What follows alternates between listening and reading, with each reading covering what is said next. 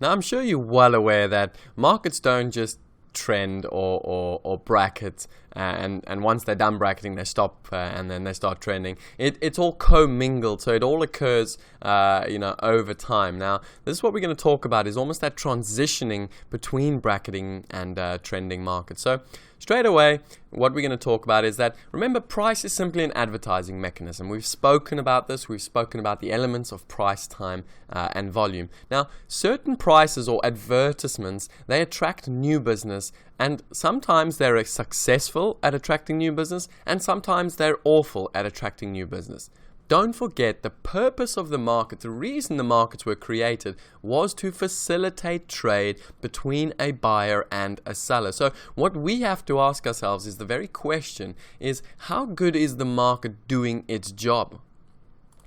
So remember, any breakout from a balance area, from a consolidated area, from a bracketing area, this signals a revaluation of value. In other words, the market participants are trying to revalue what they deem fair value.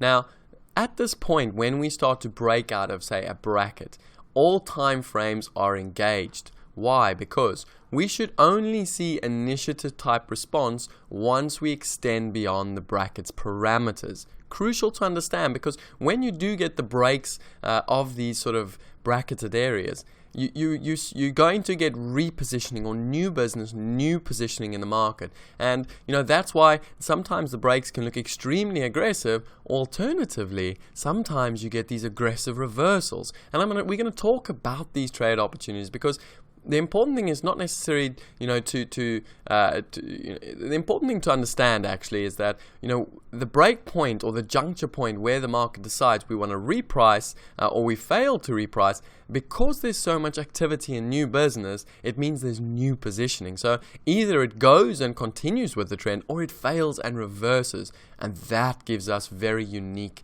trade opportunities.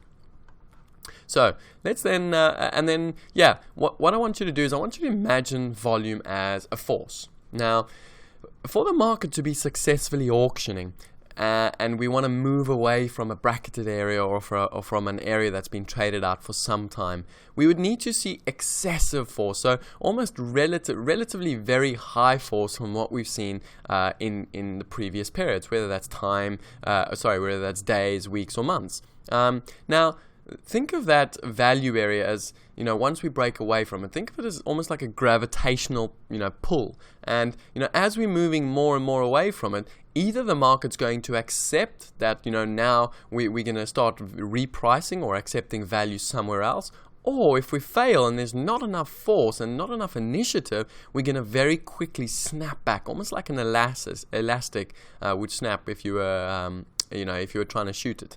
So that's the important thing to understand. If price exploration does not have force and volume, then the expectation is that price will be pulled back toward the value area. So important you understand, this basic concept.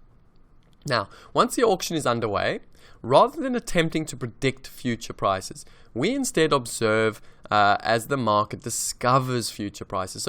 So crucial. I see so many younger traders, looking at a chart, and they look at a chart from the perspective of where have we come from, and where are we likely to stop at a given future date. They're almost looking at the market and trying to preempt what the story might be, as opposed to living in the present and, trading the story as it's occurring. Now, I'm not suggesting that, going counter trend the markets is a bad thing. What I am suggesting is that there is a time and a place to both go with the market and go against the market. And that's why we spend a lot of time, developing our strategies based on objective analysis, because that's going to help us, take on trade opportunities. Not that we're guessing or not that we're thinking where a market might do something, but rather, we're making good educated decisions based on factual information provided by the volume profiles. So, As traders, we continually assess the force and the health of the auction process in order to identify asymmetrical opportunities that can provide optimal trade location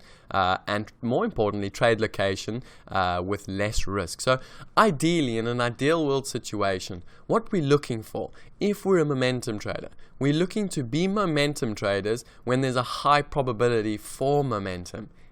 Equally, we're looking to be sort of almost, not necessarily fade traders, but we're looking to go counter trend when there's a lack of momentum, which is suggestive of a high probability, trade with less risk. So that is the crux of it, guys, is finding the optimal strategy based on the conditioning of the market. Now, just in the charts there, as you can see, we're talking about positive and negative skew. So what I'm trying to illustrate to you there is that when there is positive skew, when there's non-symmetrical type markets, that is when there's a higher probability or a lean for the markets to continue moving in, not necessarily an aggressive trending manner, but at least moving in, there's a higher probability to either move up or move down. And that's what I'm trying to illustrate, is if you can identify when there's a high probability to move up or down versus when there's a high likelihood we're just going to keep balancing, then you can employ some very effective strategies and you can reduce your ultimate risk.